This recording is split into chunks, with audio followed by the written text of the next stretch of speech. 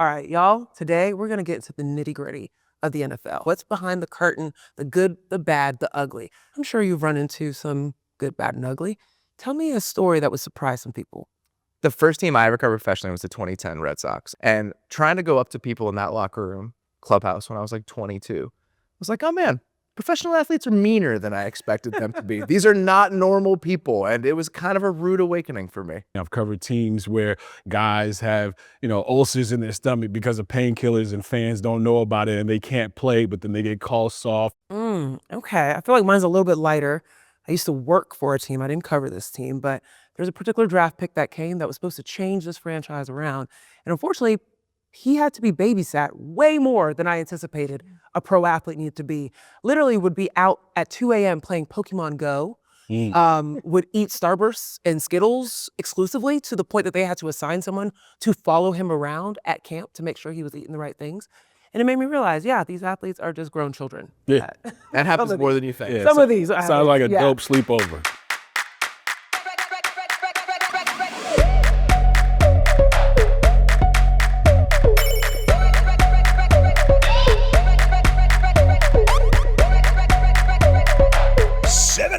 Of RedZone football starts now. I still approach it in year 17 the way I did in year 1, and that is I am terrified to get caught with my pants down, so I am going to study and memorize and try and know everything I possibly can going into an NFL Sunday. Hello, guys. What's up?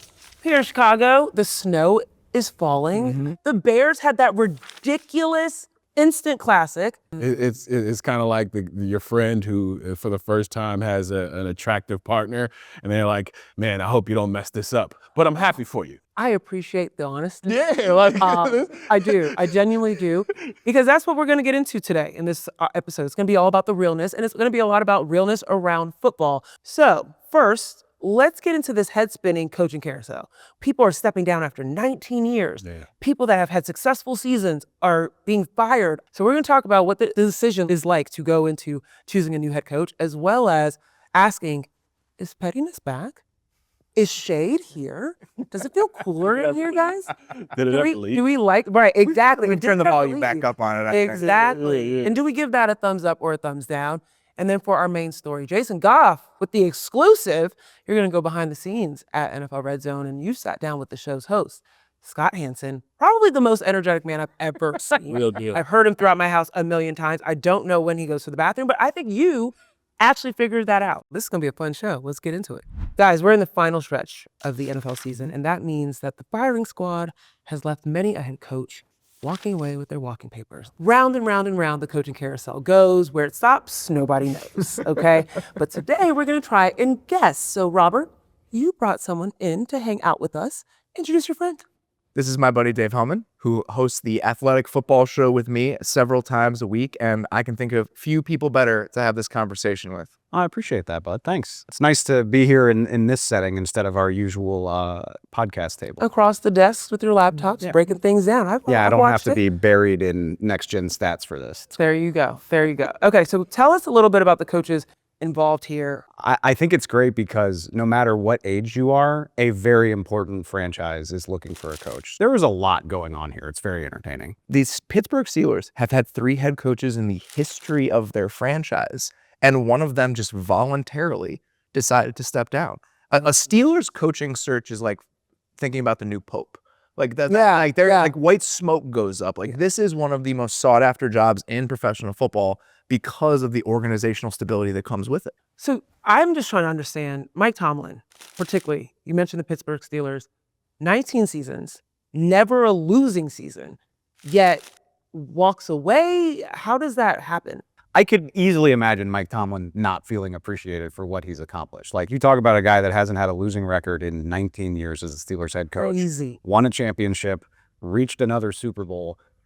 Even if you disagree with him, he has every right to be ticked off if people don't think he's a good football coach. So I do think part of it is the Rooney's probably saying, we don't want to fire you, but hey, man, come on. And part of it is Mike Tomlin saying, fine, nuts to this. I would love to do something other than be hated on for never having a losing. And also getting an older quarterback seemingly every 2 years. Yeah. Like it wasn't a sustainable future, I think, for that. Also, that record of not having any losing seasons in his career. So it's good sometimes where two entities go their separate ways. So where do the Steelers go from here? The Steelers are one of the more intriguing organizations in the NFL when it comes to coaching hires because they've been so successful at it. There's literally a rule in the NFL called the Rooney Rule that is designed to get minority candidates interviews for these head coaching jobs, in part because of the Steelers' care and attention to that process. And Mike Tomlin, when he got hired as the Steelers head coach, was a 35-year-old, one-year defensive coordinator.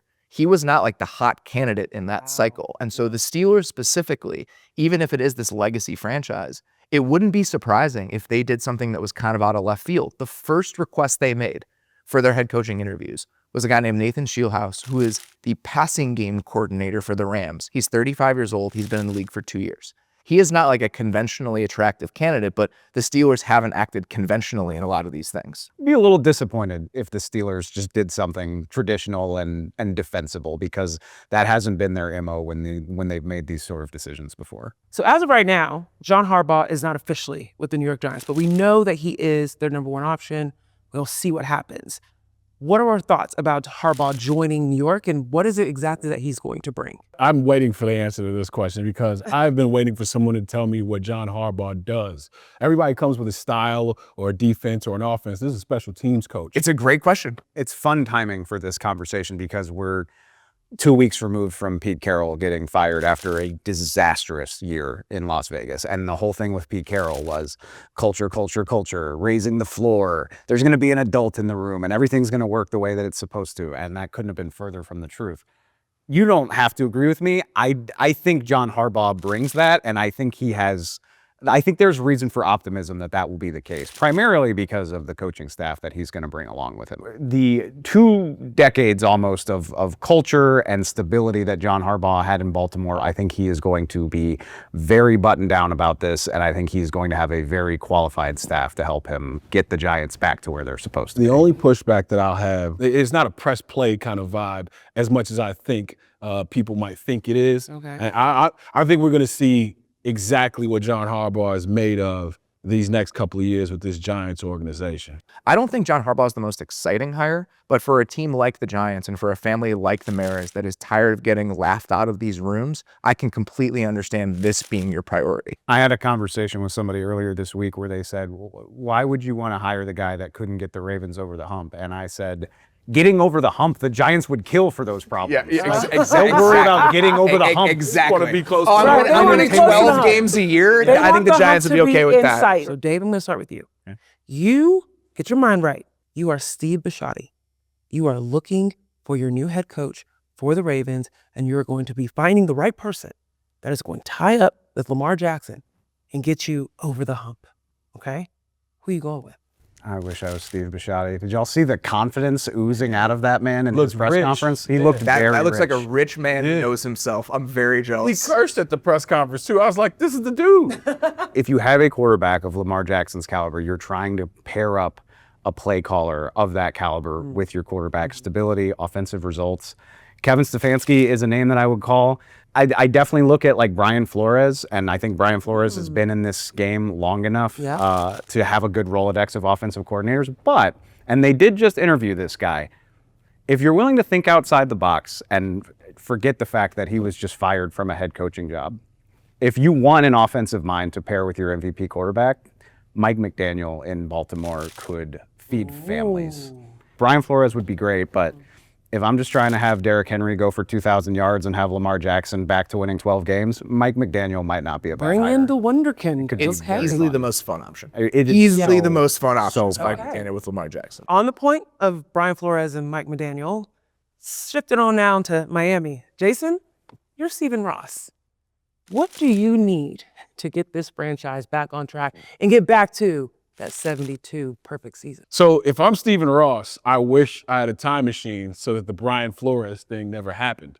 because this Miami team needs somebody like that. There's a lot of things that you can get into in Miami. So you need focus, right? Jim Leland with the Marlins, right? Pat Riley and Eric Spoelstra with the Miami Heat. You need some focus. I'm going to defer to my guys here who, not named Brian Flores again, who's the stickler for culture. We're looking for the least fun. The least fun. Yeah. I'm talking about BMI, weight checks every day, bed checks on game nights. Like, it's Miami after a while, right? The guy I keep coming back to is a guy named Anthony Campanile, who is the Jacksonville Jaguars defensive coordinator. The Dolphins are in like a mini rebuild right now. It's going to be a tough season in Miami with the talent on the roster. You need somebody who is young, hungry, first time at the job, maybe he's going to be a little bit patient. That's what Anthony Campanile is. And there are 2 points of connection. He was on the Dolphin staff at various times. He understands that building. And John Eric Sullivan, who they just hired to be their general manager, he was just in Green Bay. That's where Anthony Campanile came from before he went to the Jags. And so I think on a bunch of different fronts, he just makes sense for what that team needs, because they're going to have to eat their vegetables a little bit this year. And he's the type of guy I think could get away with that. Finally, Robert, you are Amy Adams Strong. Okay, Tennessee Titans, who you choosing? I'm going to cheat here. He's trying to give the Ravens Mike McDaniel as a head coach. What I'm going to do is I'm going to go hire Robert Saleh, the Niners defensive coordinator, who was an excellent defensive coach with the Jets, but could never figure out the offense. Well, guess who Robert Saleh knows very well from his time in San Francisco? Mike McDaniel. So that's what I'm doing. I'm hiring Robert Saleh as my head coach. I'm bringing Mike McDaniel with him for 1 year to get Cam Ward right before Mike McDaniel takes that head coaching job, and I'm getting things back on track. Oh, I like that. I am shamelessly jumping on the bandwagon of whichever team brings Mike McDaniel in to coach their offense. Could you imagine Cam Ward with Mike McDaniel? Yes, I can. It would be appointment viewing for me every single week. Okay, I like this. You guys are pretty good owners. I don't know if they watch this show, but if they did, we just did their homework for them. Well, Dave, we appreciate you coming by and role-playing with us. My pleasure, guys. See if your ownership skills pan out. Hopefully I can get a paycheck that matches it. All right, y'all. Our next story this week is about pettiness. Did it just get a little colder in this room? This is the shade being thrown, okay? Lately, we've been seeing a lot of interesting behavior in the NFL. You could say that. It's a certain way that you behave, I guess, especially as a head coach. And now we're seeing things go a little bit awry. And we're starting to wonder, is this good for the sport? Actually, is it kind of great for the sport? And that's why we've got the Athletics' Jana Bardall here to tell us all about it. Welcome, Jana. Thanks, guys. Super excited to talk about this. Yay. Okay, so you're going to tell us about a new trend that may be grating, I see for what you lack did of a there. better word, on some Packers fans' nerves. But first, you got to give us a little context. Tell us about the Chicago Bears coach that's been a little crazy, a little catty around here. So this starts with Ben Johnson's opening press conference as the Bears head coach this spring, where he, by name, said that he enjoyed beating Matt LaFleur twice a year when he was the Detroit Lions offensive coordinator, Matt LaFleur being the head coach of the Green Bay Packers. When I heard that, my first thought was, oh, they must be friends. They are not. So to call a guy out by name is crazy. Wow. And so then that obviously is hanging over things as we get into this season. The Bears then beat the Packers in spectacular fashion last week in the wild card round. After the game, very, very icy handshake between Ben Johnson and Matt LaFleur. Lasted Just point like two less than half a second. He's moving away 0.2 as he seconds. does. Yeah. Flyby. Yeah. And then Flyby. in the locker room afterwards, Ben Johnson, as he's starting his team meeting, goes, F the Packers. I effing hate those guys. That stuff happens in an NFL locker room. But typically, it wouldn't make it into the team's social media presence. He's got to hit send on that for that thing to go out and him to be okay with it. Then, 2 days later, he's asked about it in his press conference, and he doubles down in every conceivable way. He's not shying away from a single bit of it. I can't remember anything like this. So, Jana, we got to get your perspective on this. Yeah, I think that's what fans have really gravitated towards Ben Johnson to this year. The Bears have posted all of his post-game hype-up videos after a big win, and everybody's really, really ate it up and just enjoyed the energy that he's bringing to the team that the team has, I think, been missing it for the past few years. And so this Packers video, I think, just took it to a whole different level. But I was happy to see him stand by it. I think the rivalry has always been really strong between fans. And so it's fun to see the players and coaches lean into it as much as the fans do too. I enjoy the enthusiasm and the childlike nature of some of these things. I mean, in the end, it is a game, and you're supposed to have fun with it. It has that collegiate/high school feel to it, so I'm all for it. So, Jana, the cheese graters, break it down. Yeah, so this started when the Bears first beat the Packers at Soldier Field in the regular season earlier in December. And after the game, DJ Moore is in the locker room. He's getting his game ball, and he's just wearing this huge cheese grater foam hat on the top of his head. And social media, of course, just like we were saying with all of these post-game locker room videos, just became obsessed with it. So I talked to the owner of the company who makes these hats. It's called Foam Party Hats. It's a small family-run business. They do not follow football very closely. They make hats for every occasion. Actually went on Shark Tank and got a deal out of that. But what I thought was really funny was these cheese grater hats actually do link back to some pettiness with the Packers. A few years ago, the company had made just cheese block hats, Yeah. which the Packers fans are known for wearing. The Packers sent the company a cease and desist because the Packers make their own cheese block hats.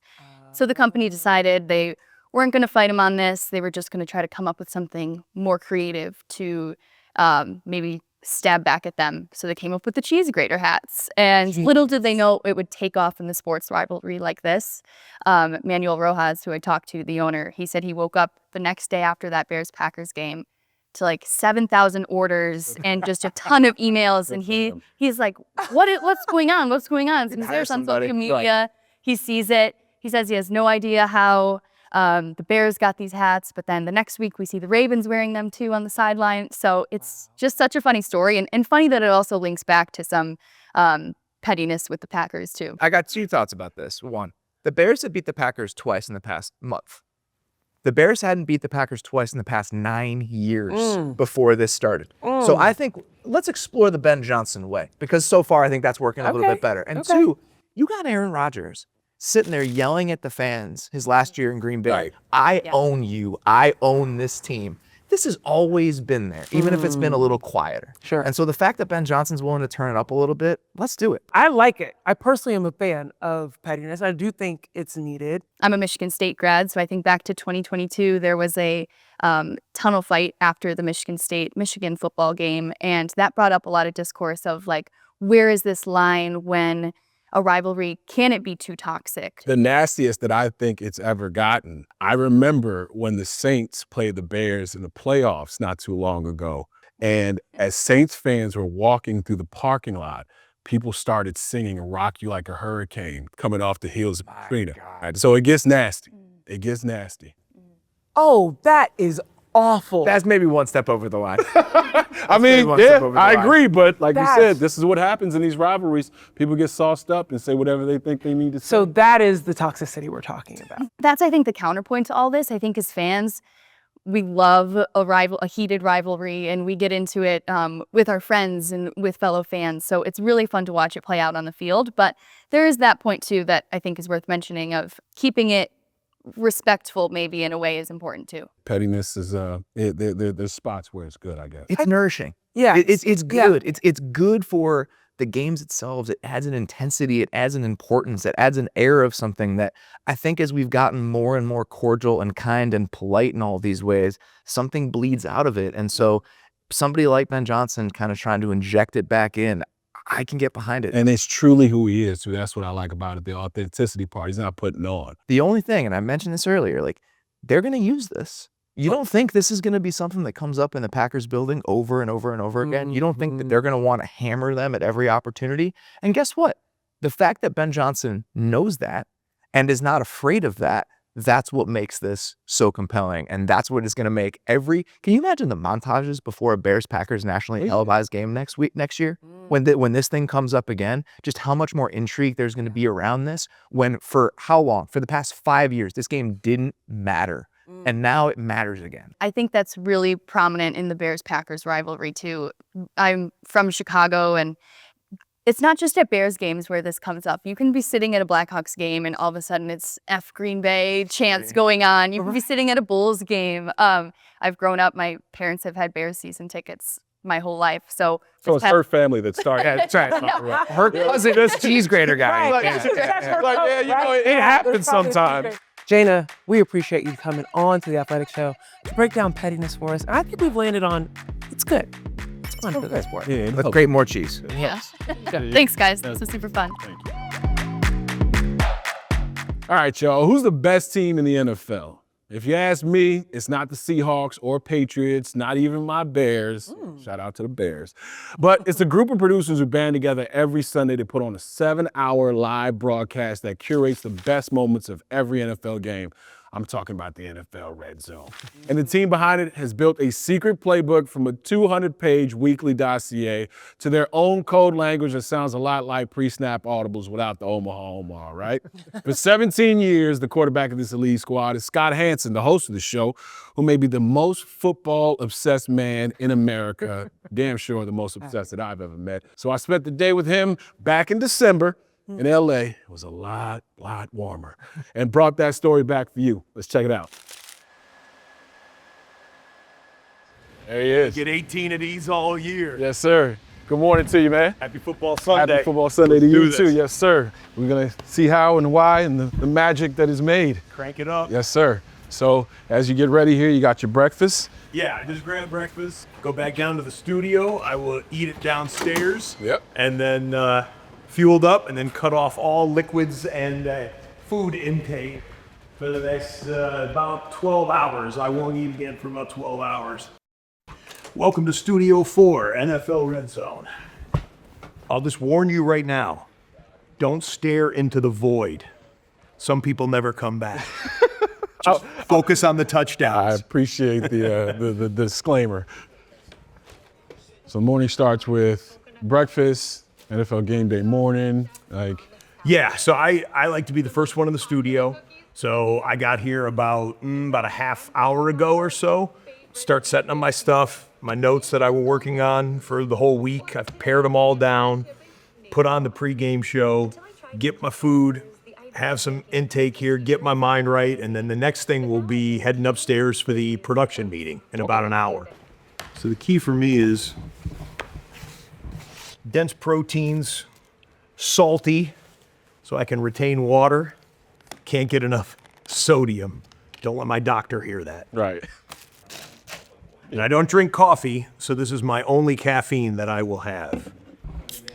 So as you're getting ready, what does the rest of the morning look like before the show actually starts? Yes, I will go over my notes one more time, and then I'll go over them really again when we go up in the production meeting. We discuss everything, and you'll see that. And then I go to wardrobe, I go to makeup. We have a rehearsal about 9:30 a.m.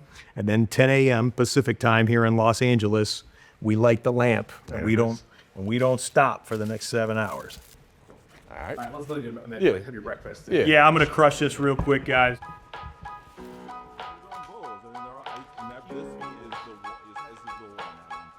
With that, I throw it over to Mr. Hanson.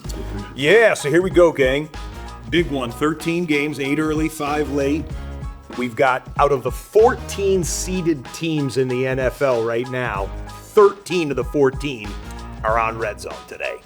That's a fine, $100. Could be the coldest game in the history of Paycor Stadium. Nico Collins Yep. needs 84 yards to hit 1,000. That'd be 3 straight seasons with 1,000. The only other Texans receivers to do that, Andre Johnson, DeAndre Hopkins. All right, into the men's locker room, where we get suited and booted. This is the Scott Hanson area right here. The folks in wardrobe make it easy for me. I just picked the next suit in line. Boom, we're going gray today. Looks like a winner.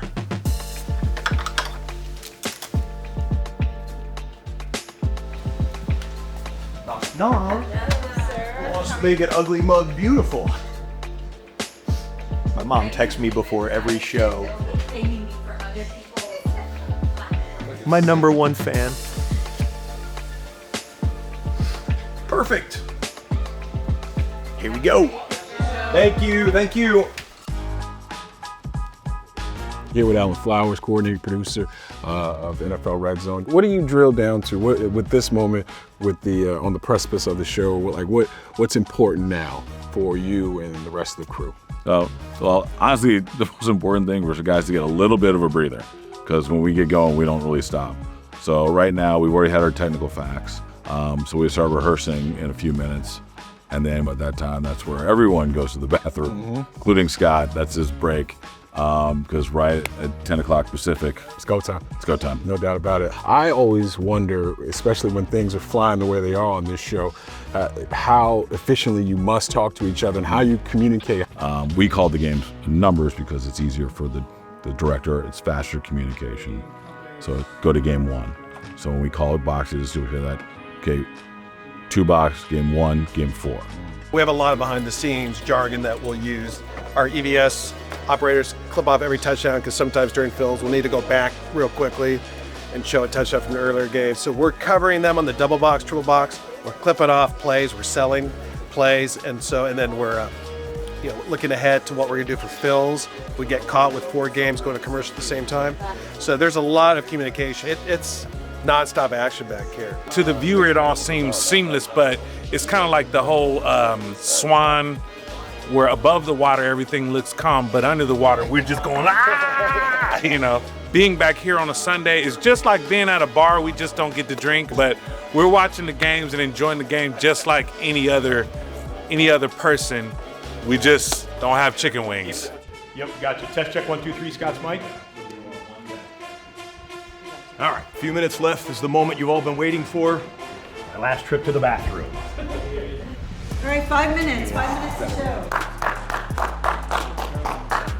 8, 7, 6 animation. 5, 4, 3, 2, 1. Animation. 25. 8 to your boys. 7, 6, 5, 4. 3 to Army. 2, 1. The final month of the regular season is here, and the AFC East hangs in the balance. Patriots, Bills, New England can clinch the division today.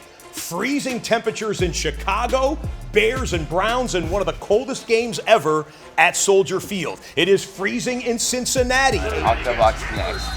We saw that off the 25-yard line, and that's where the Patriots will.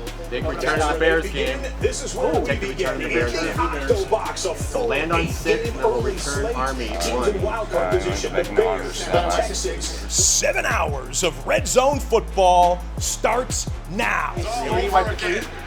Stand by a 3-8 double with Scott's mic. Well, the Jags score a touchdown on their opening possession. Same can be said about the Texans. We showed you the Nico Collins. Look who has the football again in the red zone. It's the Houston Texans. The rewind and Navy. Here's the rewind. All right, ready? 3 full. Stand by, rewind and Navy. Rewind here in this Arizona and Houston game to show you why the Texans are set up in such great field position. Center. Look at these real condensed formations. We didn't see the Devontae Smith? We just saw the tail end of it. Barkley. Couldn't get away from him. You see it while he's in the tight ISO. He's off 2 blocks, open him up. See the tail end of it. And the ball came loose. Bears say they have it. And It's interesting to watch him get his actual physical rhythm together while he's actually talking about the games as well. It's kind of like a sports opera, to be honest with you. There's so many pieces, so to see how it all comes together for him and have so much information going on all at one time, it's been truly fascinating. Oh, love a double box touchdown. Are you kidding me? Let's go. As a person that's just now joined the media space in recent years, the number one thing that I am still trying to iterate every single week, every single game, every opportunity I have to be on television is, how do I prep? How much prep is too much prep?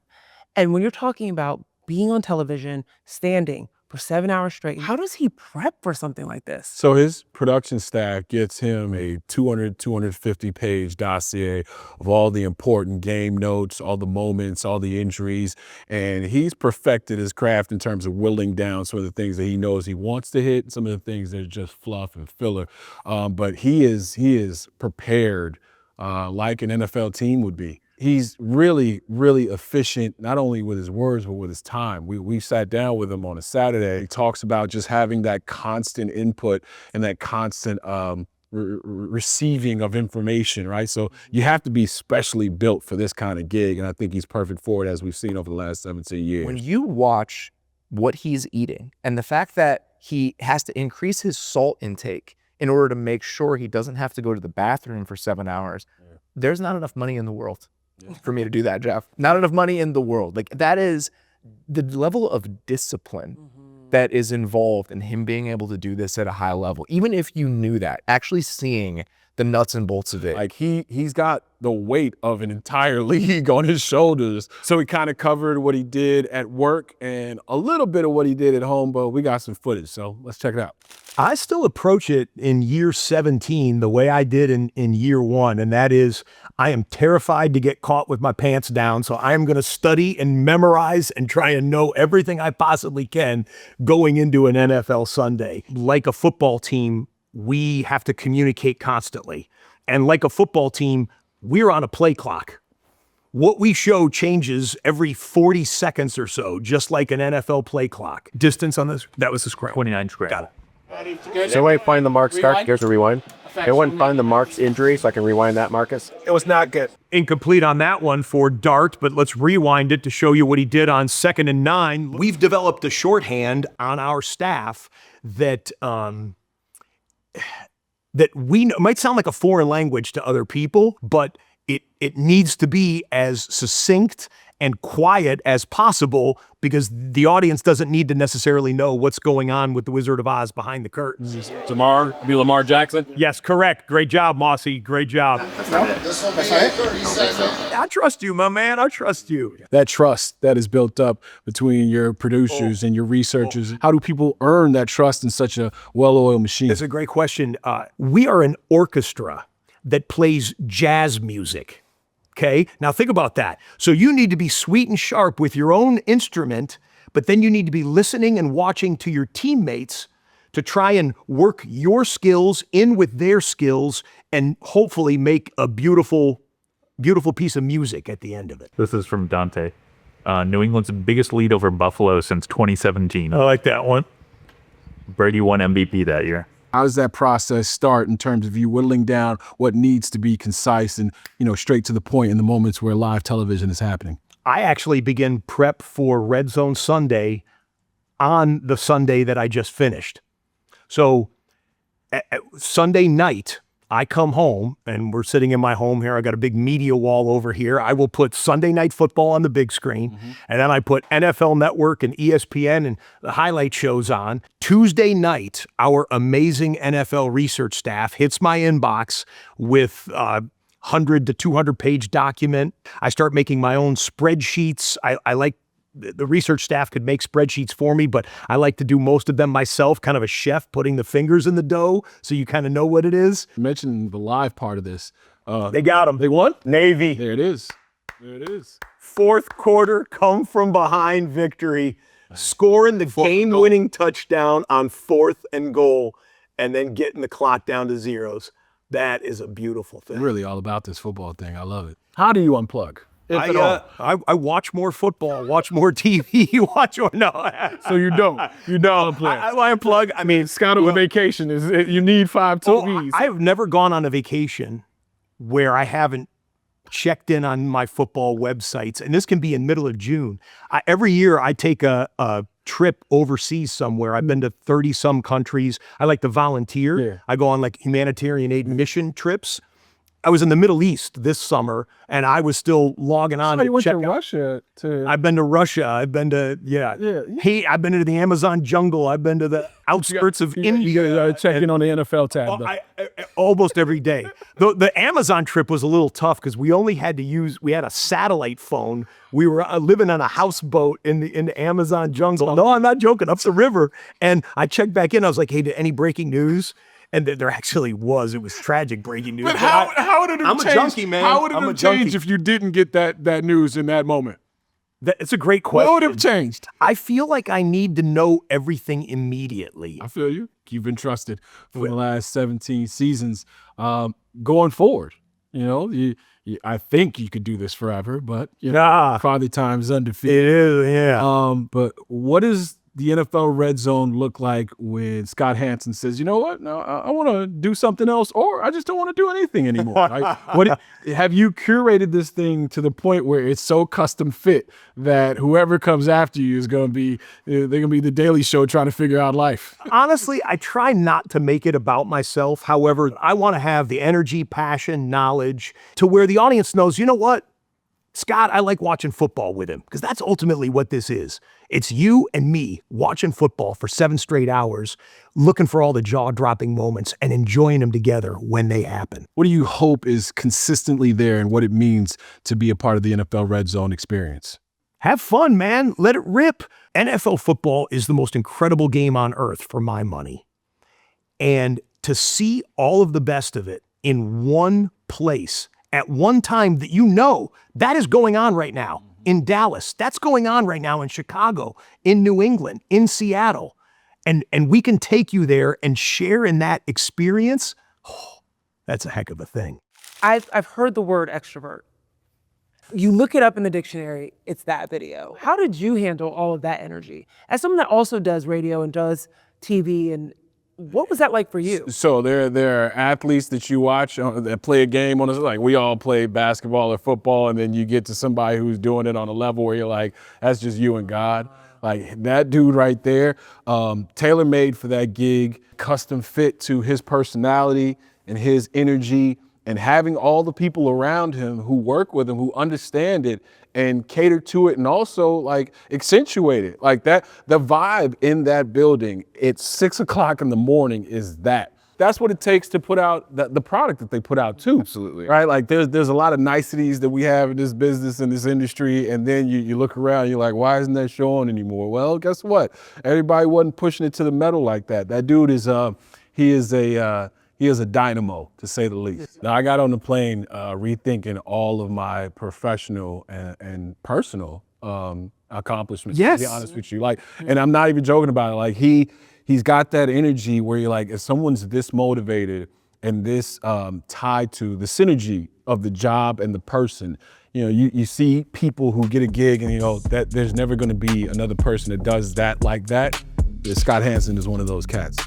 Well, Jason, thank you for getting up at 5 a.m.